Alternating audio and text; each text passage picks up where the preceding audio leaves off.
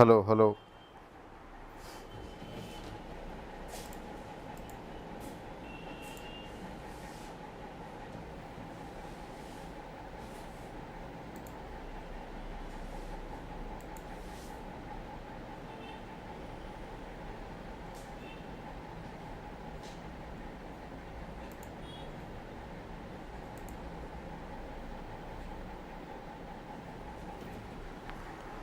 Hello students, मैं प्रवीण कुमार आप सब लोगों का जुगल सर ऑनलाइन क्लासेस में बहुत बहुत स्वागत करता हूं।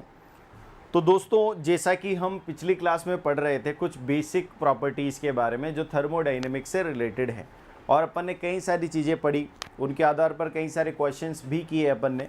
प्योर सब्सटेंसेस के बारे में पढ़ा, प्योर सब्सटेंसेस की क्या प्रॉपर्टी होती है, थर्मोडायनेमिक प्रॉपर्टीज़ पढ़ी, इंटेंसिव, एक्सटेंसिव और दुनिया भर की चीज़ें जो हमारे आगे के बेस के लिए ज़रूरी है, वो सारी चीज़ें अपन ने पढ़ ली। अब अपन कुछ एक और चीज़ें हैं जैसे कि गिब्स फेज रूल है, कहीं कहीं इनका इस्तेमाल किया जाता है आपके इसमें थर्मोडायनेमिक्स में, तो हम ऐसी कोई चीज़ नहीं छोड़ना चाहते जो आपके आगे यूज़ हो और आपको उस पर ज़्यादा क्लैरिटी ना हो, तो हम उसको अच्छे से पढ़ेंगे। उसके बाद अपन जो मेन हमारा जहाँ से स्टार्ट हो रही है कोर ऑफ थर्मोडायनेमिक्स, उसके बारे में पढ़ेंगे, जिसका नाम है टाइप्स ऑफ प्रोसेसेस, जिसमें आपने पढ़ा होगा आइसोबारिक, आइसोकोरिक, आइसो एडियाबेटिक, ठीक है, आइसोथर्मल। तो ये सारे प्रोसेस के बारे में पढ़ेंगे अपन, और इसके साथ साथ ही हम पढ़ेंगे एक आइडियल गैस इक्वेशन। देखो, आइडियल गैस इक्वेशन को पढ़ना इसलिए ज़रूरी है क्योंकि हम इन सारे जो थर्मोडायनेमिक प्रोसेस हैं इनमें जब डील करेंगे तो यहाँ पर गैस का बहुत इंपॉर्टेंट रोल होने वाला है। और आगे जब आप थर्मल इंजीनियरिंग क्या जो आपके पावर प्लांट इंजीनियरिंग पढ़ेंगे तो उसके अंदर भी गैस का बहुत इंपॉर्टेंट रोल होने वाला है, क्योंकि वहाँ पर जनरली जो वाटर होता है उसको वेपराइज स्टेट में यूज़ किया जाता है, और वो वेपराइज स्टेट एक तरह से गैस होती है। तो आइडियल गैस इक्वेशन बहुत इंपॉर्टेंट है, उसके बारे में भी आज हम यहाँ पर डिस्कशन करने वाले हैं। तो मैं सबसे पहले शुरू करता हूँ गिब्स फेज रूल से। गिब्स फेज रूल क्या होता है आप सब लोग जानते होंगे। गिब्स फेज रूल, देखो ये एक सिंपल सी इक्वेशन है, मैं यहाँ पे आपको बता दूँ ये क्या है।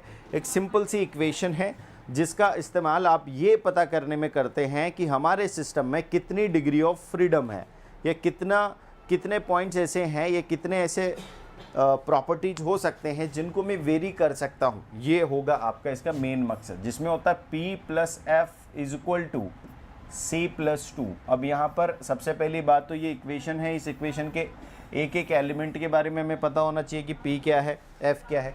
तो P है यहाँ पर number of phases.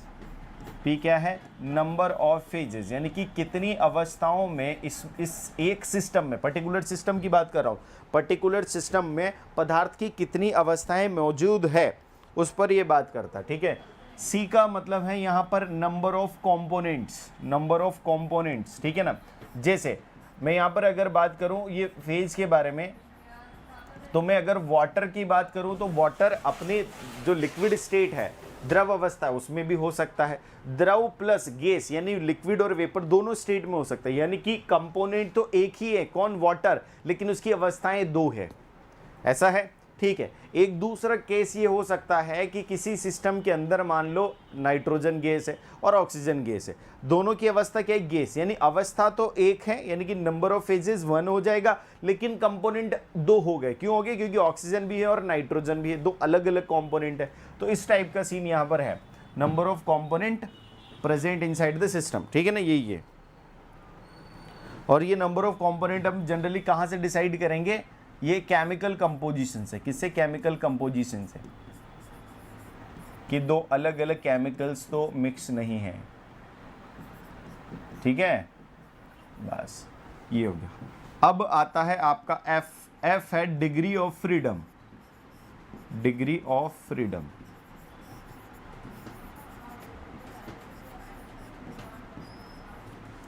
Degree of freedom, या फिर मैं बोल सकता हूं इसको कि कितने इंडिपेंडेंट वेरिएबल रिक्वायर्ड हैं to define a particular state. इसका मतलब ये होगा कि number of independent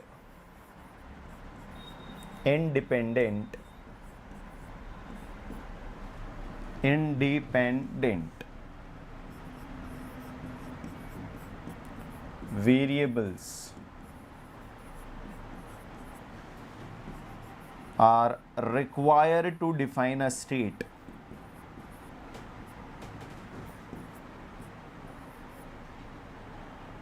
Required to define a state.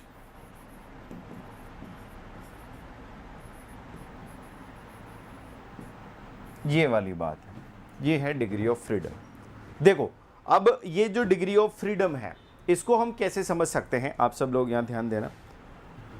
अगर मैं यहां पर बात करूं कि मेरे पास एक एग्जाम्पल है, एक सिस्टम है, उस सिस्टम के अंदर मैं लेता हूं सिर्फ और सिर्फ ऑक्सीजन को, दिस सिस्टम, और इसके अंदर भरी हुई है ऑक्सीजन। कौन सीजन? ऑक्सीजन। ठीक है श्रीमान। ऑक्सीजन एक जीवनदायिनी गैस है जो हमारे जीवन के लिए बहुत ही महत्वपूर्ण होती है। बिना ऑक्सीजन के इंसान जीवित नहीं रह सकता। हर समय हर घड़ी हमें ऑक्सीजन की ज़रूरत होती है। तो भाई ये ऑक्सीजन इस सिस्टम में भरी हुई है। क्या भरी हुई है इस सिस्टम में? ऑक्सीजन। ठीक है, यानी कि यहाँ पर जो भरी हुई है वो है O2 गैस। ठीक है, केमिकल कंपोजिशन से मैं देखूँ तो कितने कंपोनेंट है, कितने केमिकल्स यहाँ पर हैं? सिर्फ 1, यानी कि C क्या हो जाएगा? 1। अच्छा फेजेस देख लूँ यहाँ पर, फेज क्या हो जाएगी? फेज, क्योंकि ये गैसेस स्टेट में ही है, सिर्फ एक ही फेज में ये यहाँ पर है, तो क्या मैं फेज 1 कर दूँ? बिल्कुल कर दो। क्या अब हम ये वाली इक्वेशन यूज़ कर लें? तो ये वाली इक्वेशन जब मैं यूज़ करूँगा P + F = C + 2। ठीक है, तो P + F, P की जगह 1 प्लस F का तो पता ही करना है अपने को, C की जगह 1 रख दो +2। तो डिग्री ऑफ फ्रीडम क्या आ गई आपकी? 2। यानी कि हमें ऑक्सीजन अगर इस प्रकार से है तो 2 ऐसे इंडिपेंडेंट वेरिएबल्स चाहिए जो इस ऑक्सीजन की स्टेट को डिफाइन कर सके, लाइक टेम्परेचर, लाइक प्रेशर। यानी टेम्परेचर और प्रेशर दोनों मिलकर इसको डिफाइन कर सकते हैं कि किस स्टेट में है। Is it clear? कम से कम 2 वेरिएबल ऐसे चाहिए। तो इस प्रकार हम इस गिब्स फेज रूल का इस्तेमाल कर सकते हैं। हालांकि आपके इतने ज़्यादा डिटेल में क्वेश्चंस इससे आने वाले नहीं हैं, लेकिन मैंने आपको बता दिया, अगर कहीं पूछा जाए तो आप इसका सिग्निफिकेंस ध्यान रखो। जैसे अगर मैं यही चीज़ करता यहाँ पर, इसमें मैंने नाइट्रोजन प्लस ऑक्सीजन का गैस भर दिया। भाई सारे किस में है? गैसेस स्टेट में। तो आप जानते हैं गैसेस स्टेट में तो फेज क्या हो जाएगा? फेज तो भैया 1 हो जाएगा, क्योंकि गैस ही फेज है यहाँ पर। अच्छा कंपोनेंट कितने हो जाएंगे? 2 हो जाएंगे। तो अगर ये रूल में यहाँ पर लगाता हूँ तो ये क्या हो जाएगा? P की जगह आ जाएगा 1, और F की जगह F है, और C की जगह आ जाएगा 2 + 2। यानी कि यहाँ पर डिग्री ऑफ फ्रीडम क्या आ गई? 3। यानी कि इसको 3 इंडिपेंडेंट वेरिएबल्स की ज़रूरत पड़ेगी डिफाइन करने के लिए। कितने इंडिपेंडेंट वेरिएबल्स की ज़रूरत है? 3 इंडिपेंडेंट वेरिएबल्स की ज़रूरत है इसको डिफाइन करने के लिए। ठीक है, क्लियर हुई बात?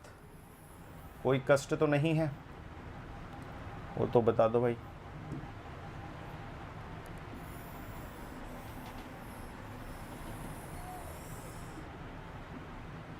नो कष्ट लिखकर भेजो यार। बताओ। ठीक है, बहुत बढ़िया। यहाँ तक सब लोगों को क्लियर है, मुझे ऐसा लग रहा है। अब देखो सब लोगों को तो क्लियर है, सारा सीन समझ में आ ही गया है। अगर सबसे ज़्यादा एक क्वेश्चन ये पूछा जाता है आपसे ज़्यादातर इंटरव्यूज़ में, इन सब में, कि अगर मान लो यहाँ पर आपके पास एक सिस्टम है, उस सिस्टम के अंदर आइस भी है।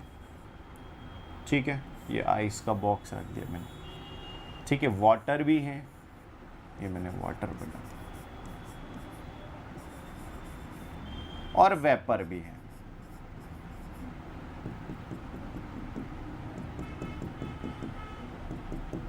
वैसे मैंने गलत बनाया डायग्राम गलत इसलिए बनाया क्योंकि वेपर नीचे नहीं रह सकती।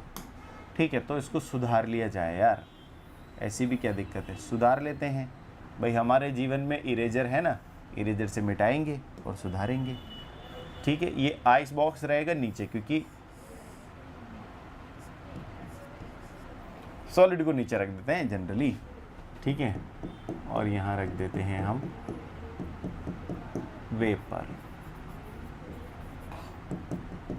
अब ये सारा किसका है? सिर्फ और सिर्फ वाटर का, ठीक है। यानी कि यहां पर भी क्या है? केमिकल कंपोजिशन H2O, यहां पर भी क्या है? केमिकल कंपोजिशन H2O, यहां पर भी क्या है? Chemical composition H2O।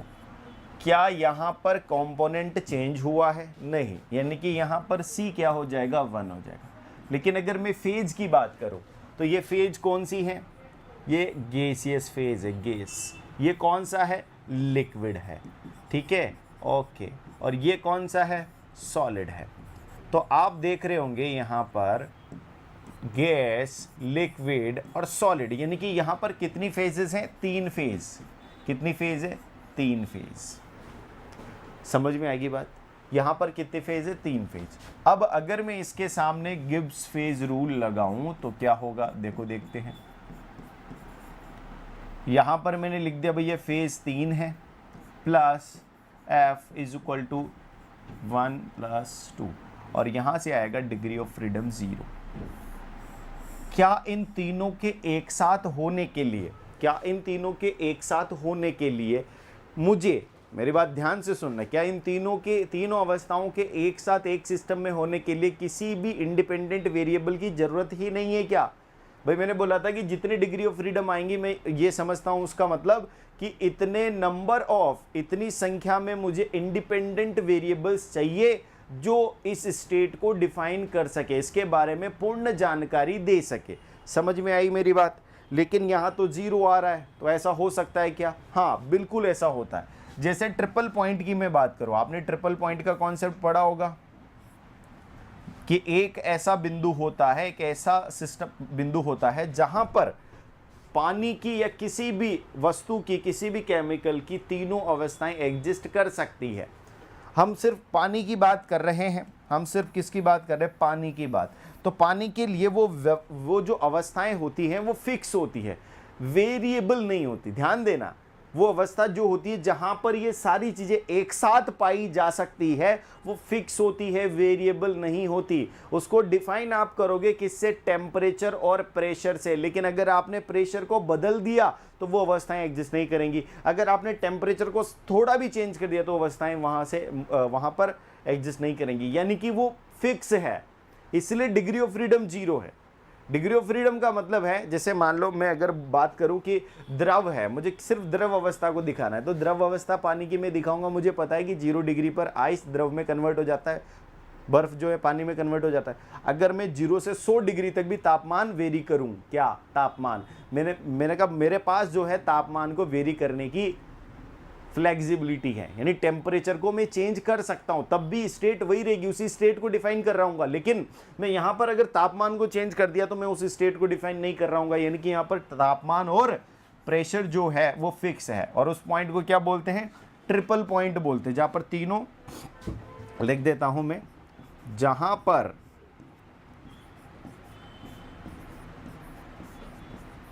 किसी सब्सटेंस की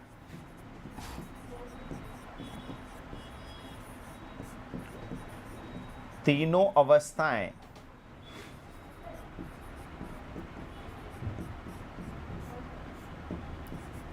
एक साथ एग्जिस्ट करती हैं। देखो ये हिंदी अंग्रेजी आप मिक्स कर लेना, करती हैं, वह स्थिति या बिंदु, दोनों लिख सकते हैं अपन,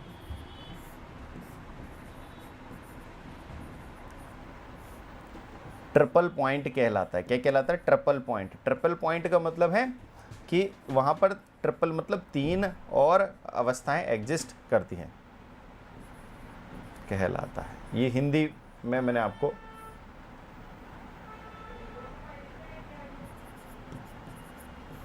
ठीक है, मैंने ये बता दिया। Is it clear? ठीक है, यहां तक क्लियर है भैया? ये ट्रिपल पॉइंट टेम्परेचर जो है ना बहुत ही लो होता है। कितना लो होता है? अगर मैं डिग्री सेल्सियस में बात करूं तो ये होता है 0.01 डिग्री सेल्सियस। अगर इतना तापमान होगा तब ये तीनों अवस्थाएं एक साथ एग्जिस्ट कर सकती है। अच्छा, क्या तापमान पे ही कर सकता है? नहीं, यहाँ पर प्रेशर भी बहुत महत्वपूर्ण है। प्रेशर क्या है? प्रेशर एट ट्रिपल पॉइंट क्या होना चाहिए? 0.6117 पास्कल होना चाहिए, ठीक है ना, किलो पास्कल। सॉरी, ये क्या कर दिया मैंने, है मिटा दिया कुछ।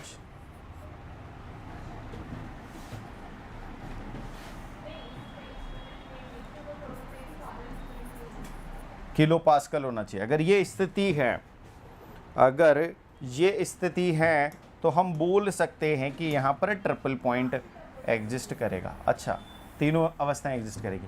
एक बात बताओ, अगर ये स्थिति है ना, तो वहां पर अगर आप पानी लेकर पहुंचोगे, द्रव लेकर पहुंचोगे, तो द्रव द्रव ही रहेगा। अगर आप वहां बर्फ लेकर पहुंचोगे तो बर्फ बर्फ ही रहेगा। अगर वहां पर वेपर लेकर पहुंचोगे तो वेपर वेपर ही रहेगी। यानी कि किसी की कोई स्थिति में परिवर्तन नहीं आने वाला है। वो तीनों एक साथ इस कंडीशन पर एग्जिस्ट कर सकते हैं। क्या है ये? ट्रिपल पॉइंट कंडीशन फिक्स है, ट्रिपल पॉइंट कंडीशन, ठीक है ना, ध्यान रहेगा ये।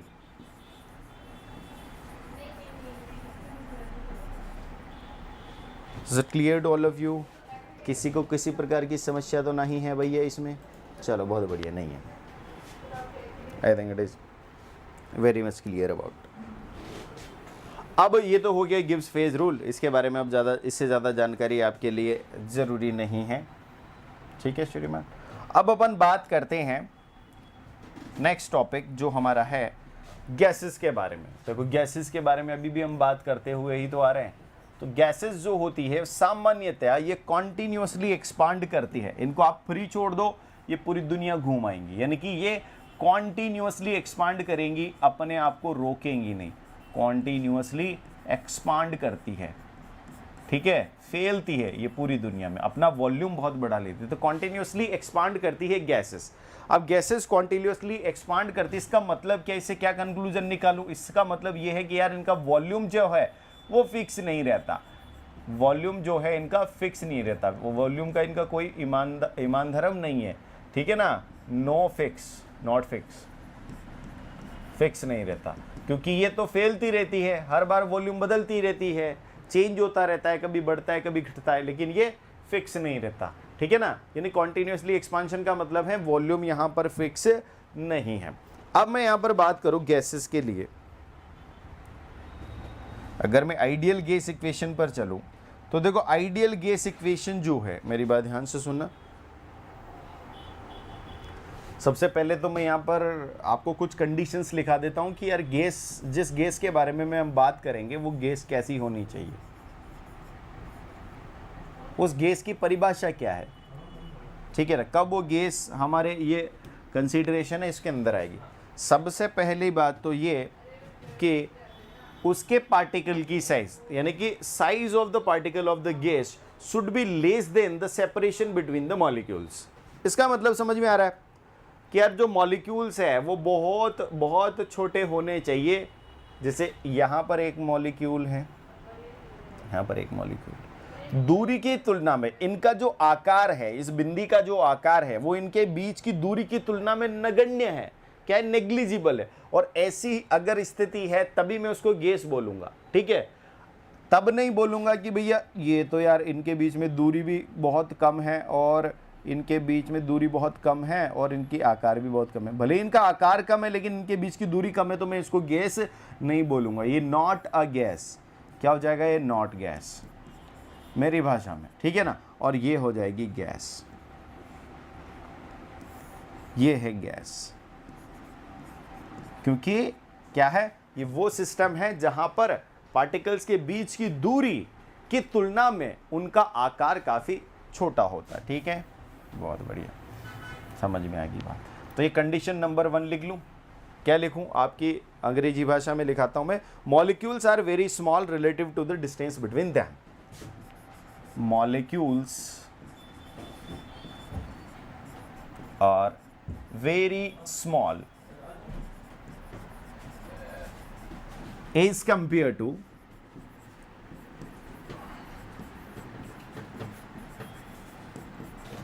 डिस्टेंस बिटवीन देम, यानी उनके मध्य की जो दूरी है उसकी तुलना में डिस्टेंस बिटवीन देम। देखो बिटवीन में ऐसे लिखता हूं, ठीक है, तो आप सब लोग इसमें कंफ्यूज मत होइएगा कि क्या लिखा है। इसके बारे में मैं भी इसके बारे में भी बता देता हूँ मैं आपको। मान लो ये हमारा एक सिस्टम है, इस सिस्टम के अंदर मैंने पार्टिकल्स को रखा है, छोटे छोटे पार्टिकल्स, बहुत क्लोज है, बहुत नज़दीक हैं इनके बीच। तो जब नज़दीकियाँ होती है तो मैं बोलूँगा तुम गैस नहीं हो, तुम गैस नहीं हो, क्योंकि गैस के बीच तो इतनी नज़दीकियाँ होती नहीं हैं। उसके पार्टिकल तो छोटे तो होते हैं लेकिन दूर बहुत रहते हैं। समझ में आई मेरी बात? यानी कि मैं इसको क्या गैस बोलूँगा? नहीं। गैस किसको बोलूँगा? अभी मैं बनाने वाला हूँ। ये गैस नहीं होगी। ये गैस होगी क्या? बिल्कुल। देखो कैसे, पहले बना तो दूँ उसके बाद बोलना बिल्कुल गैस। ठीक है, ये गैस है। इसमें बहुत दूर दूर है, इधर भी दूर, उधर भी दूर, इधर भी दूर, उधर भी दूर, बहुत दूर दूर है। तो ये क्या हो जाएगी? गैस। ये गैस, क्लियर कट। ये गैस की बात करूं तो नो, क्रॉस। ये समझ में आ गया पूरा पॉइंट? इसमें किसी को कोई कष्ट है क्या भाई? अरे लाइक वाइक तो कर दो यार, किसी को कष्ट तो नहीं है?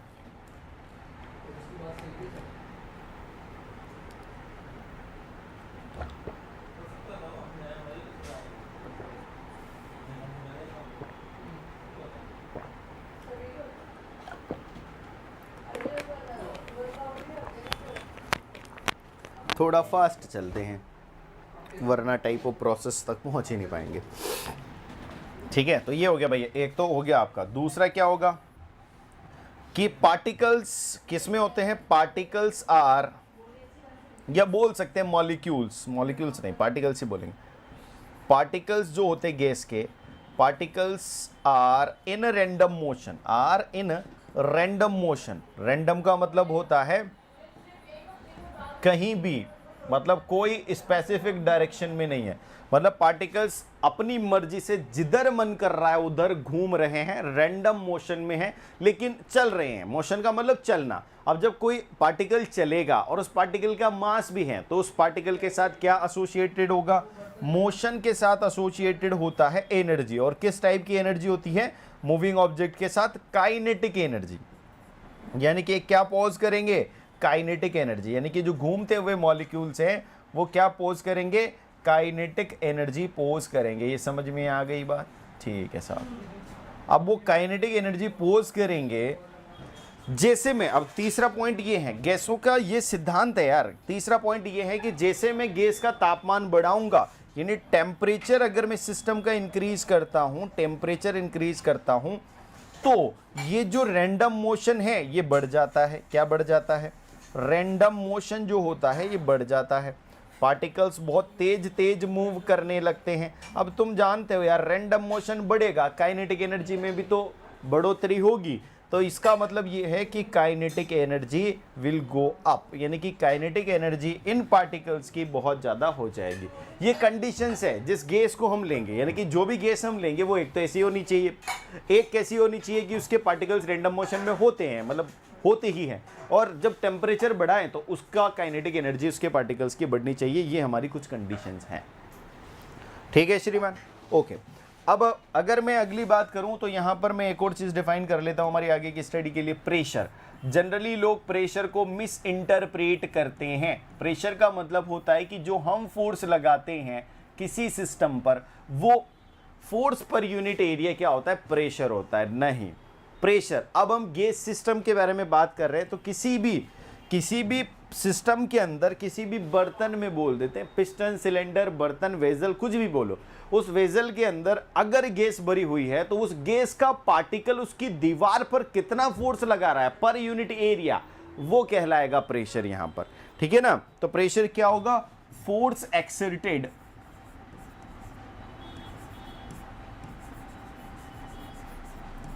by the gas particle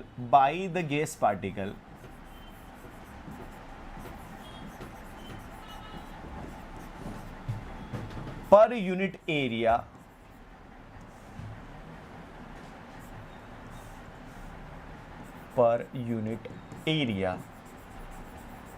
on the walls of container,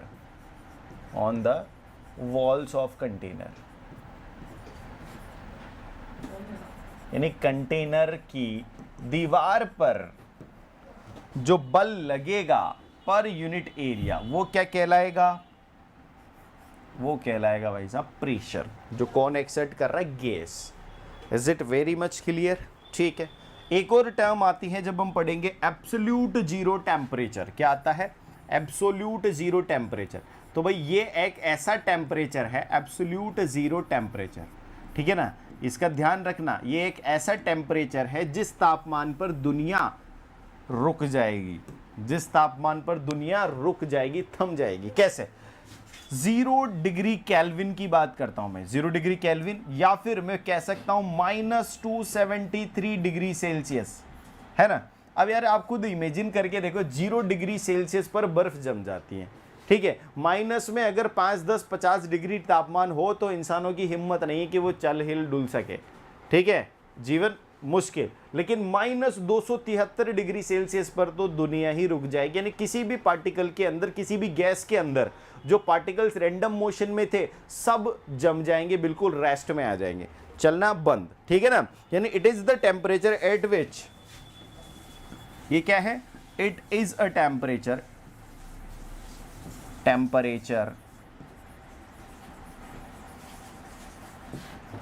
at which molecules of any substance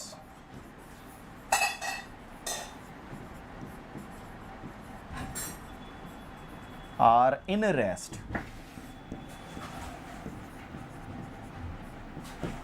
ठीक है, ये है एब्सोल्यूट जीरो टेम्परेचर। अब भाई हमने सारी चीज़ें पढ़ी, एब्सोल्यूट जीरो टेम्परेचर, प्रेशर के बारे में भी बात करी। अब आती है हमारी वॉन डेर वाल इक्वेशन, जो कि अब आगे का मेरा यहाँ पर काम करने वाली है, von der Waal equation.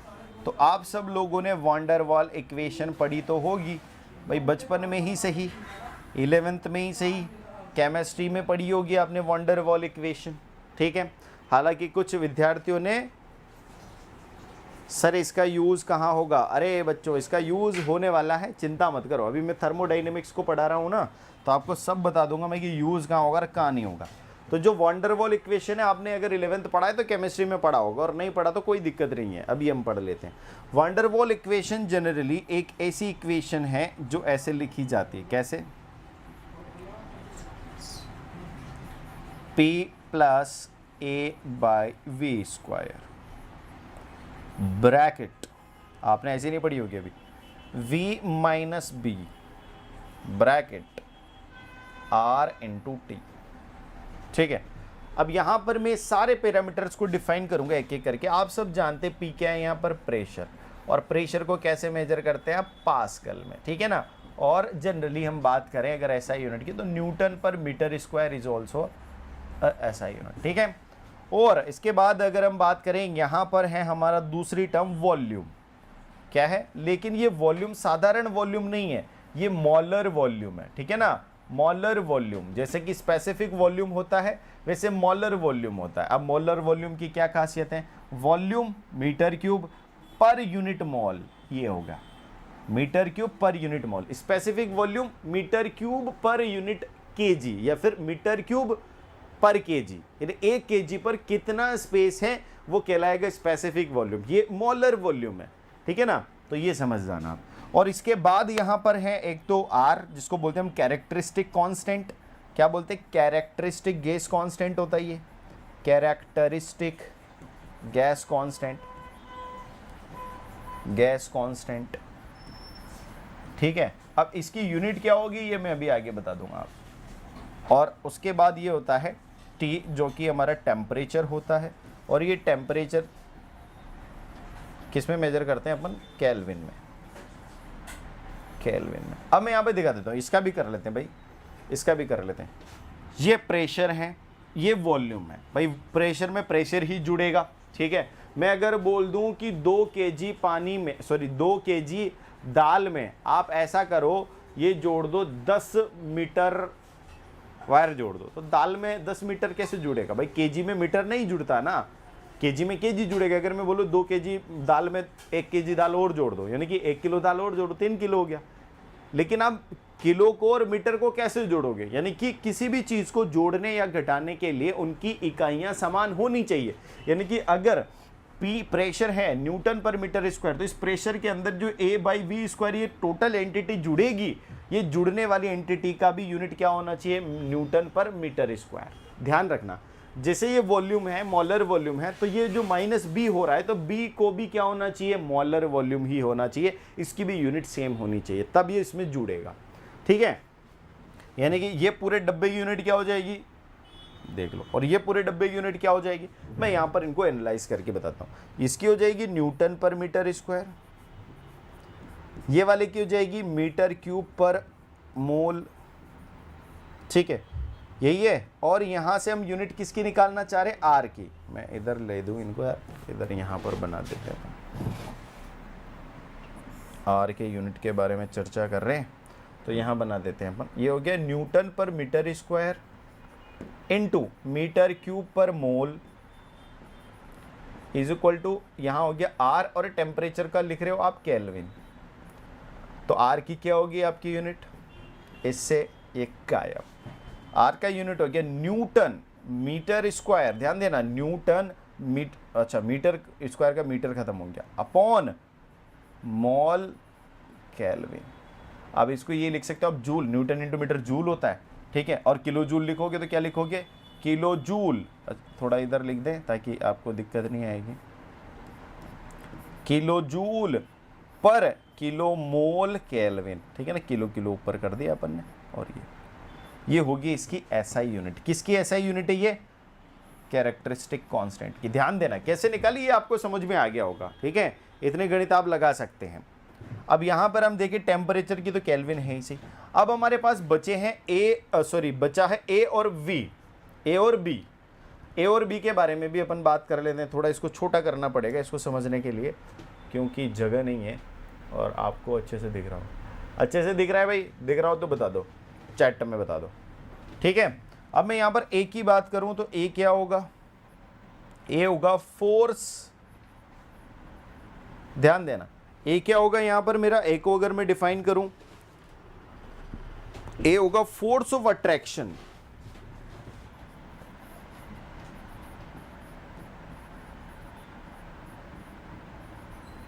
Between molecules.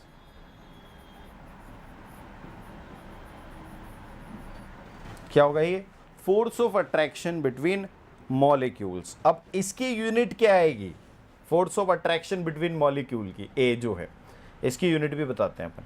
ठीक है, अब फोर्स से आपको लग रहा होगा कि यार ये तो न्यूटन आएगा सिंपल, नहीं ये न्यूटन नहीं है, ये थोड़ा सा न्यूटन से डिफरेंट है। ठीक है ना, कैसे, मैं बता देता हूँ। प्रेशर, ये टोटल जो ये ए अपॉन वी स्क्वायर है, इसका प्रेशर होना चाहिए ना, क्या होना चाहिए, प्रेशर ये यूनिट के बराबर होना चाहिए, तभी तो जुड़ेगा इसमें। यानी कि यहां पर अगर मैं बात करूं, ए को इधर ही रख दूं, मैं ए को इधर रख दूं, इसको देखूं तो ये क्या हो जाएगा, हटाओ यार, ए और ये क्या हो जाएगा, पी इंटू वी स्क्वायर। तो पी का क्या है, न्यूटन पर मीटर स्क्वायर है पी का। वी स्क्वायर का क्या हो जाएगा, क्योंकि वी का है मीटर क्यूब बाई मोल, इसका स्क्वायर करेगा ये, यानी ए की यूनिट क्या आ जाएगी, यहां से ये स्क्वायर करेगा तो 6 हो जाएगी, तो 6 में से 2 जाएगा 4, और ये मोल स्क्वायर हो जाएगा, ये हो जाएगा न्यूटन मोल मीटर की power 4 divided by mole square, ये हो जाएगी इसकी यूनिट। यानी कि न्यूटन इंटू मीटर की power 4 divided by mole square, ये हो जाएगी यूनिट किसकी, ए की। ये ए की यूनिट है साहब। बी की यूनिट, क्योंकि बी वॉल्यूम ही है तभी वॉल्यूम में जुड़ेगा, तो वॉल्यूम जो मोलर वॉल्यूम था जिसका जो था यहां पर, वही कर देते हैं अपन। मोलर वॉल्यूम का क्या होता है, metre cube per unit mole. ठीक है ना, ये क्या है, अच्छा इसको डिफाइन भी तो करें, ये है क्या, ये है मोलर वॉल्यूम ऑफ इंडिविजुअल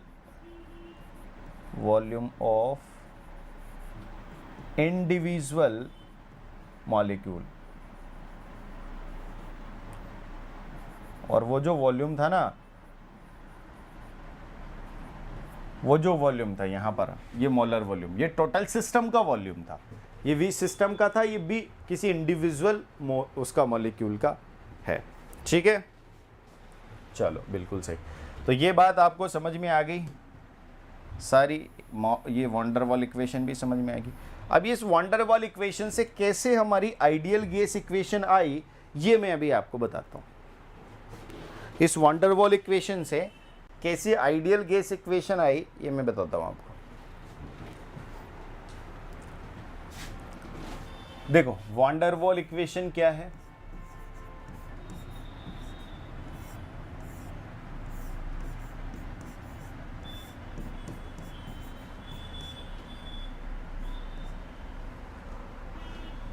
यहां पर आइडियल गैस के लिए एक सर्टेन अजम्पशंस हैं। आइडियल गैस के लिए सर्टेन अजम्पशंस हैं। क्या अजम्पशंस है भाई? आइडियल गैस हम किसको मानते हैं? ऐसी गैस जिसका जो पार्टिकल्स की कॉलिजन है, collision of the particle is elastic.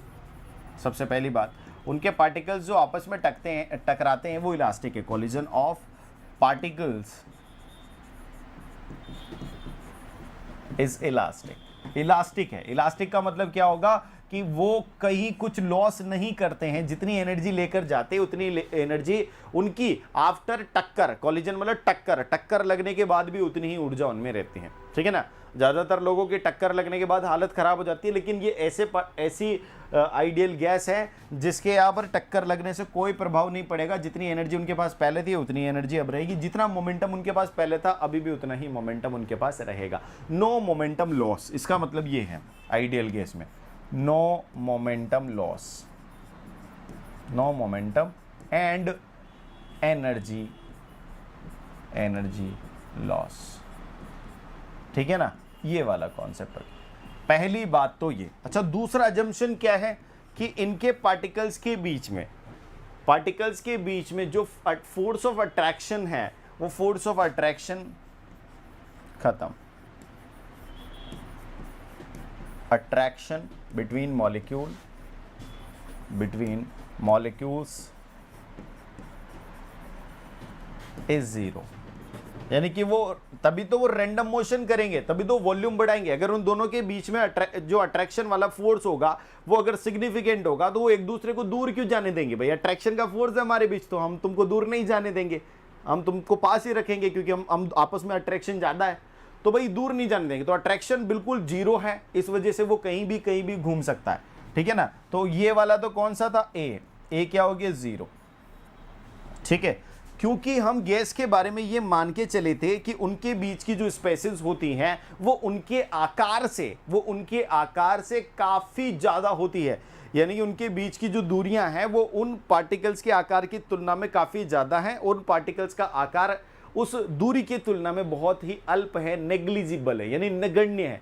जब उनका आकार नगण्य है तो उनका वॉल्यूम भी पूरे सिस्टम के वॉल्यूम के सामने नगण्य होगा। यानी कि अगर आप अनंत में से एक घटाओगे तो क्या फर्क पड़ेगा? उस पर नहीं पड़ेगा। यानी वो जो बी है उसको भी मैं जीरो कर देता हूं, यानी negligible volume of individual molecule.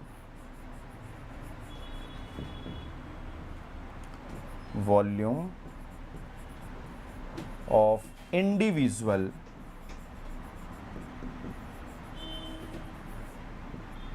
Molecule. अब इसका मतलब क्या हो गया?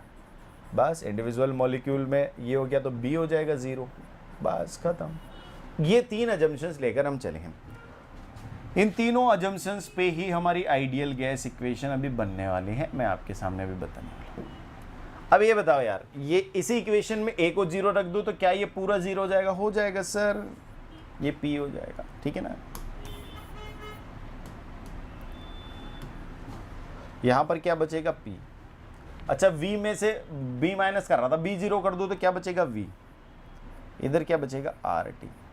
एक इक्वेशन तो ये आ गई। लेकिन किंतु परंतु यहां पर जो V है, ये V क्या है? Molar volume. अगर आप मोलर वॉल्यूम की बात करोगे तो मैंने बोला था मोलर वॉल्यूम क्या होता है? ये कंप्लीट वॉल्यूम जो होता है उसका divide by number of moles होता है। ठीक है ना। ये क्या है? Molar volume. जैसे स्पेसिफिक वॉल्यूम होता है ना डिवाइडेड बाय मास, वैसे। तो अगर मैं इसको कंप्लीट वॉल्यूम में कन्वर्ट करूं तो ये PV इज इक्वल टू क्या हो जाएगा? ये N इधर है, इधर जाएगा तो nRT। क्या हो जाएगा? ये nRT। ठीक है बात, nRT हो जाएगा। ठीक है। और अगर आप इसको इस तरीके से करो, P capital V is equal to RT। अब ये R जो है ये थोड़ा बदल गया, हालांकि यहां पर सब अनोटेशन सब जगह R ही होता है, लेकिन यहाँ पर आर यू कर दिया। आर यू क्या है? Universal gas constant. क्या ये? यूनिवर्सल गैस कांस्टेंट है। तो यहाँ पर मैं लिख देता हूँ, इधर लिख देते हैं अपन, थोड़ा सा जगह बनाने के लिए, जगह है नहीं, इधर शिफ्ट कर दें। यहाँ पर जो आर होगा वो क्या होगा? आर यू, ये हो जाएगा एन इंटू आर, और इसको बोलता हूँ मैं R U is the universal gas constant.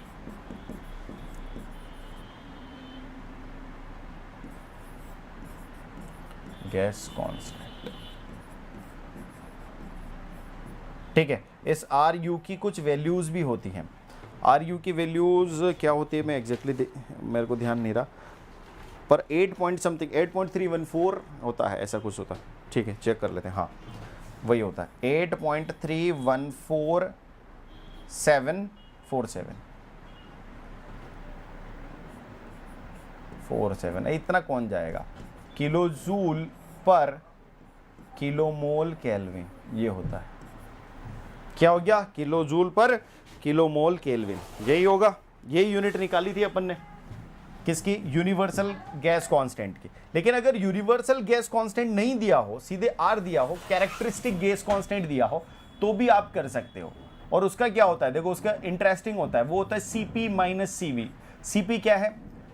Specific heat at constant pressure. Cp क्या है? स्पेसिफिक हीट, ध्यान देना, स्पेसिफिक हीट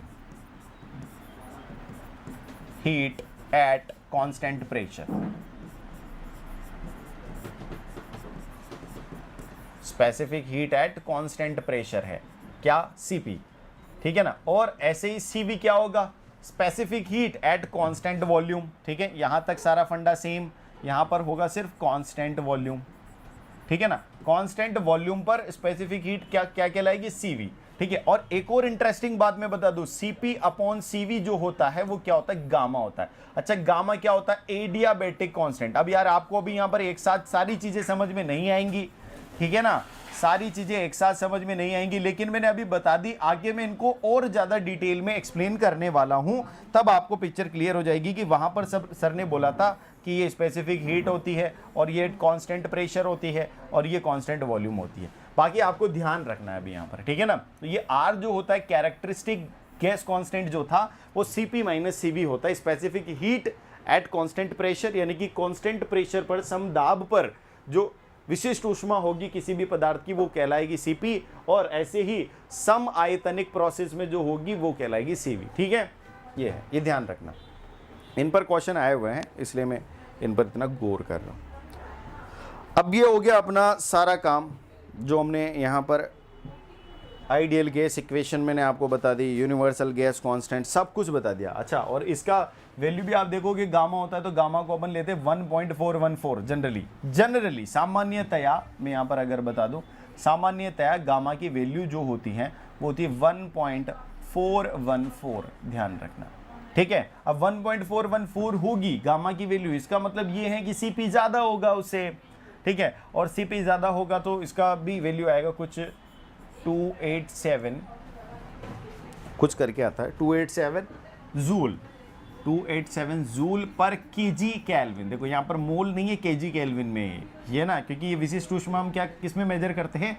केजी में, केजी केल्विन। और अगर आप इसको और अच्छे से लिखो तो ये लिखो 2.287 किलो जूल पर केजी केल्विन। सब किलो किलो में हो गया भैया, ये भी इसका आंसर हो सकता, ठीक है। क्लियर है, मैंने कोई डाउट नहीं छोड़ा इसमें, बहुत बढ़िया। अब मुझे लगता है समय है अभी हमारे पास, मैं सिस्टम्स के बारे में आ जाता हूं, थोड़ा सा प्रोसेसेस के बारे में। अब टाइप्स ऑफ प्रोसेसेस पे अपन आ जाते हैं, फिर अपन क्वेश्चंस करेंगे इसमें। टाइप्स ऑफ प्रोसेसेस में अगर मैं बात करूं तो हमारे पास मुख्यतः 4 प्रकार के प्रोसेस होते हैं, जिनमें पहला प्रोसेस आपको मैं बता देता हूं। पहला प्रोसेस होगा आइसोकोरिक। कौन सा कोरिक? आइसोकोरिक, ठीक है ना। अब इनके नाम पे मत जाइए, मैं हिंदी में भी लिखा दूंगा। पहला जो होगा वो आइसोकोरिक होगा। आइसोकोरिक को बोलते हैं हम समायतनिक, ठीक है, जिस भी प्रकार से आप पढ़ो, समायतनिक प्रक्रम, ठीक है ना, प्रोसेस मतलब प्रक्रम या प्रक्रिया, आइसोकोरिक प्रोसेस।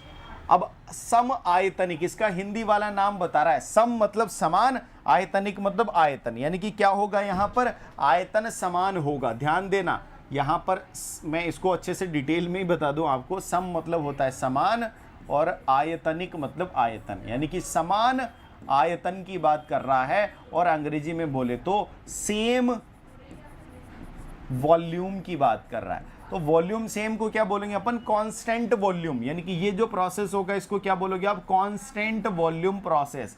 कौन सा प्रोसेस, कांस्टेंट वॉल्यूम प्रोसेस भी बोलते हो, कांस्टेंट वॉल्यूम प्रोसेस। इसके क्या क्या नाम होंगे, आइसोकोरिक और कांस्टेंट वॉल्यूम प्रोसेस। ठीक है, कांस्टेंट वॉल्यूम का मतलब है कि V आपका रहेगा कांस्टेंट, V का मतलब कोई बदलाव नहीं, आयतन में कोई बदलाव नहीं। अब हमने जो आइडियल गैस इक्वेशन पढ़ी वो ऐसे कोई मतलब टाइम वेस्ट करने के लिए तो नहीं पढ़ी, उसका इस्तेमाल यहाँ पर करना है। जब आयतन वाली बात आ गई, हमने क्या पढ़ा आइडियल गैस इक्वेशन में, जरूर सबसे पहले आप ये करो कि आइडियल गैस इक्वेशन को चैट सेक्शन में भेजो भाई, किस किस को पता है, सब चैट में भेजो। आइडियल गैस इक्वेशन जो अभी हमने पढ़ी, आइडियल गैस इक्वेशन जो हमने पढ़ी वो थी PV is equal to nRT। ये लिख देता हूं भाई, n तो नंबर ऑफ मोल्स है, ये तो किसी एक पर्टिकुलर सब्सटेंस के लिए, किसी पर्टिकुलर पदार्थ के लिए क्या रहेगा, कांस्टेंट रहेगा। भाई एक बार अगर आपने 1 किलो जल ले लिया तो 1 किलो जल 1 किलो ही रहेगा ना, अब उसके अंदर बीच में तो आधा किलो पौना किलो नहीं होगा। ठीक है, यानी एक बार किसी सब्सटेंस की मात्रा फिक्स कर ली तो वो यहाँ पर फिक्स हो जाएगी, यानी कि ये n मात्रा को दर्शाता है, और मात्रा हम किसी एक पर्टिकुलर चीज के लिए अब बदल नहीं रहे, एक बार फिक्स कर दी, यानी ये तो हो गया कांस्टेंट।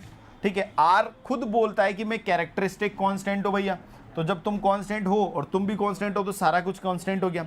यहाँ पर वॉल्यूम को भी कांस्टेंट बना दिया इन्होंने, यहाँ से हम चलेंगे, ये हो जाएगा NR और V, वॉल्यूम भी कांस्टेंट हो गया। तो अब आप देखो यार, ये चीज ये तो पूरा पोर्शन ही कांस्टेंट हो गया, पूरा पोर्शन ही कांस्टेंट हो गया। जब ये पूरा पोर्शन कांस्टेंट है तो मैं इसको बोल सकता हूं कि P जो है वो डायरेक्टली किसके प्रोपोर्शनल है, T के। अब मैं ये बोल सकता हूं P जो है डायरेक्टली प्रोपोर्शनल है T के, क्योंकि बाकी बीच वाली चीजें तो सारी क्या हो गई, कांस्टेंट। ठीक है, तो P डायरेक्टली प्रोपोर्शनल है T के। तो इसको एक तो इस तरीके से लिख सकते हैं हम, ये किस प्रोसेस के लिए होगा, आइसोकोरिक के लिए। अच्छा, इसका दूसरा तरीका भी बता दूं क्या, बता दो सर। दूसरा तरीका क्या होगा, अगर मैं ये लिखूं P/T, उसको इधर ले आऊं P/T, तो ये इधर क्या हो जाएगा NR/V। अरे ये तो पूरा का पूरा ही कांस्टेंट है। अच्छा ऐसा है क्या, बिल्कुल। तो भाई ये कांस्टेंट है, तो इसको मैं ये लिख सकता हूं P1/T1 is equal to P2/T2। ये भी क्या रहेगा, बराबर रहेगा, बिकॉज ये पूरी चीज कांस्टेंट है। ये रिलेशन यहां से आया, समझ में आई बात, किसी को कोई कष्ट तो नहीं है भैया यहां पर।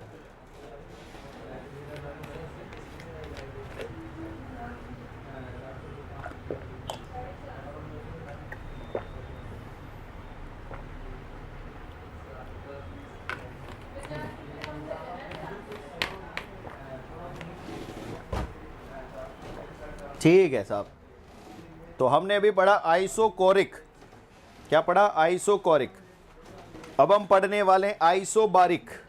बार मतलब समझ में आ जाता है कि बार में प्रेशर मैनेज हो जाता है।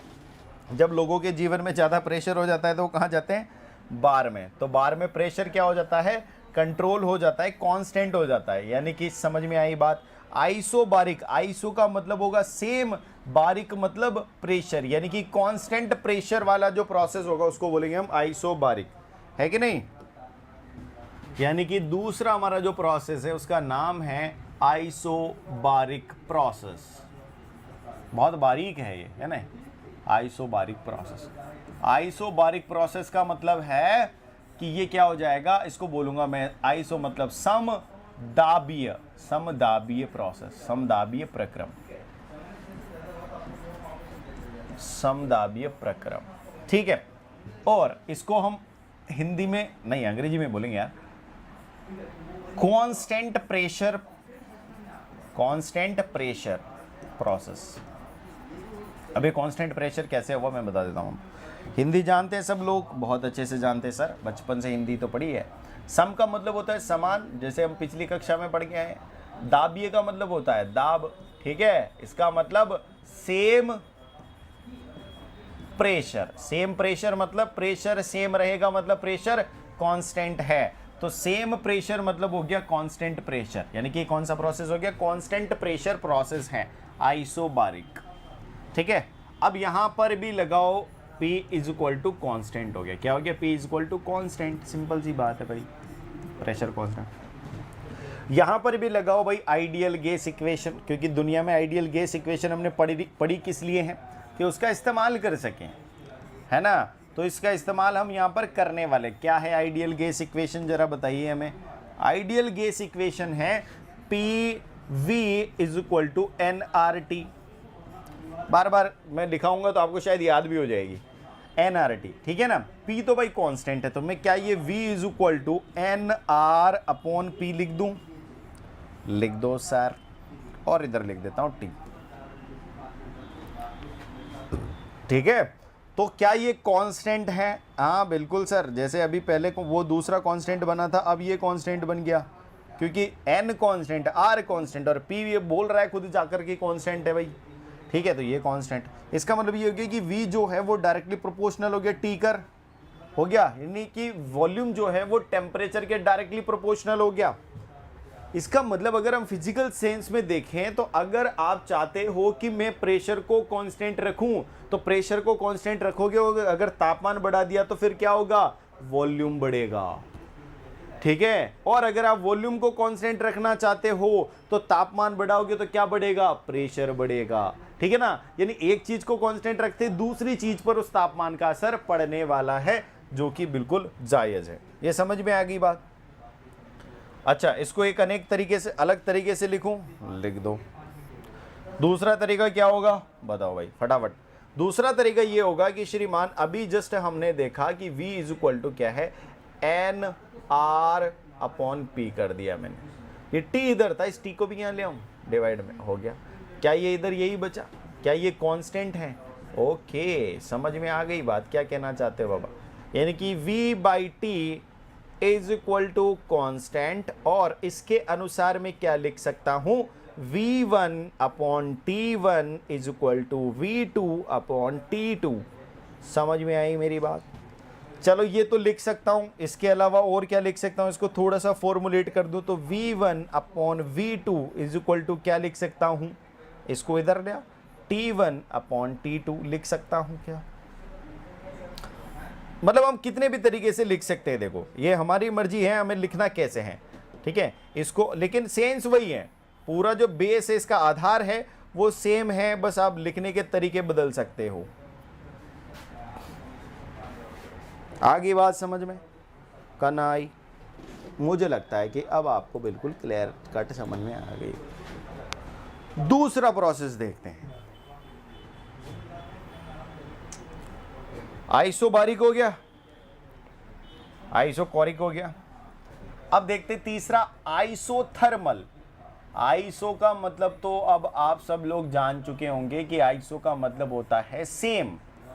आइसो का मतलब क्या होता है, सेम, और थर्मल का मतलब होता है भैया तापमान, ठीक है। इसका मतलब हिंदी में बोलेंगे इसे समतापीय। कौन सा तापीय, समतापीय, ठीक है ना। तो समतापीय मतलब सेम, और तापीय मतलब ताप, ठीक है। तो यानी कि क्या होगा, ये कांस्टेंट टेम्परेचर प्रोसेस होगा। कौन सा, कांस्टेंट टेम्परेचर प्रोसेस भी इसको हम बोल सकते हैं, ठीक है ना, कांस्टेंट टेम्परेचर प्रोसेस। अब ये कांस्टेंट टेम्परेचर प्रोसेस है, तो इसका मतलब यहां पर लिखना पड़ेगा भैया T is equal to constant.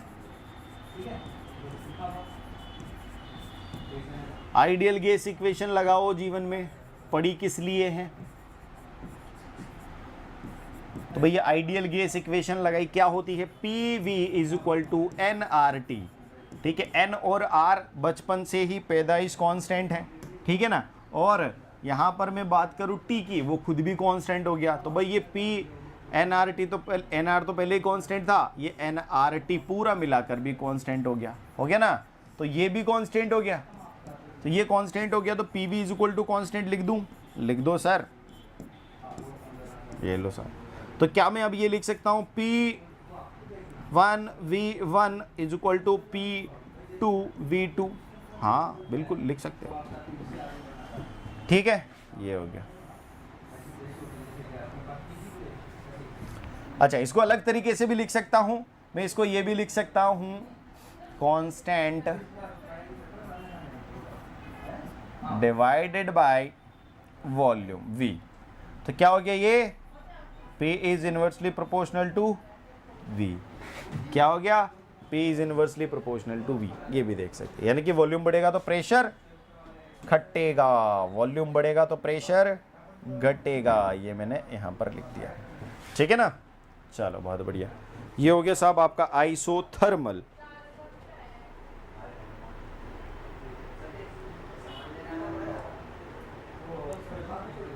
कोई दिक्कत नहीं है, हाँ। ओहो हो, चलो यहाँ पर ही अपन दूसरा भी बता देते हैं, कैसे बताना है।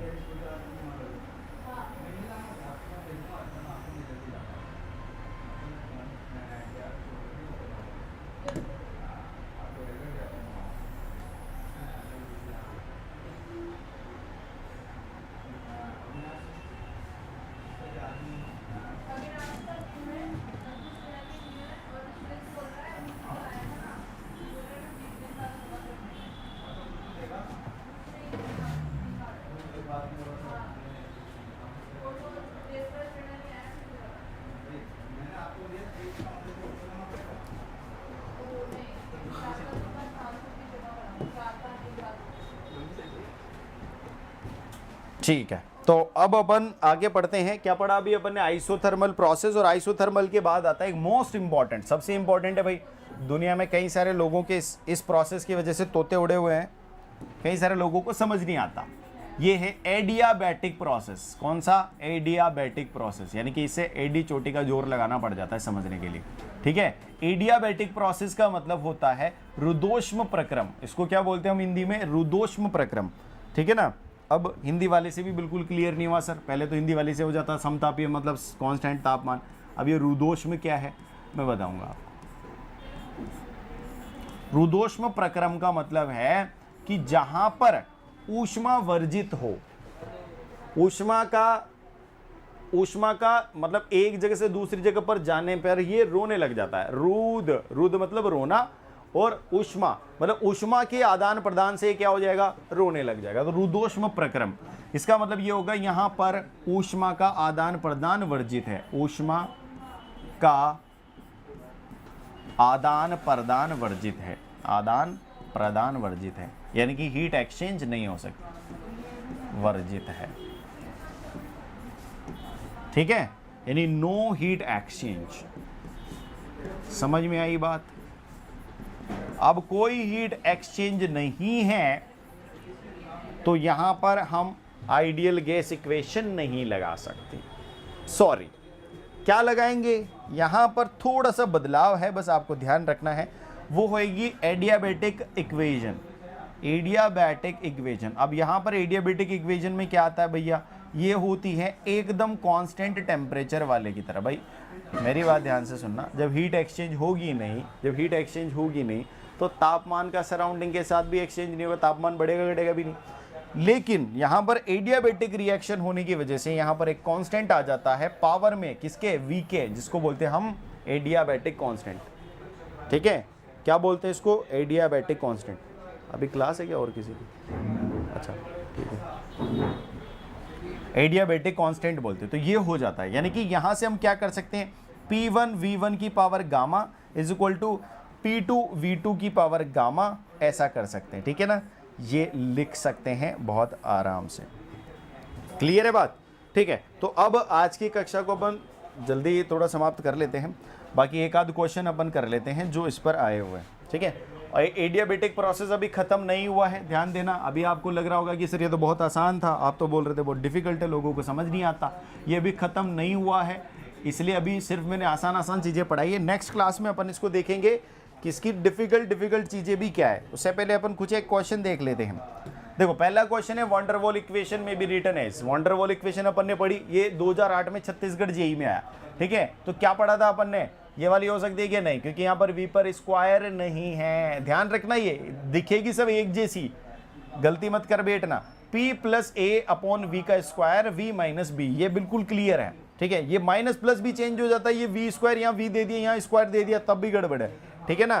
तो यानी कि यहाँ पर आंसर क्या हो जाएगा, b। आप ध्यान देना, वॉन डेर वाल इक्वेशन अपन ने पढ़ी थी, p plus a upon v square into v minus b is equal to R T. और यहाँ पर v क्या होता है, मोलर वॉल्यूम होता है, b क्या होता है, वॉल्यूम ऑफ द पर्टिकुलर और इंडिविजुअल मॉलिक्यूल, और यहाँ पर a जो होता है force of attraction between the molecules होता है, ठीक है, ध्यान रखना ये। तो b आपका सही आंसर हो जाएगा।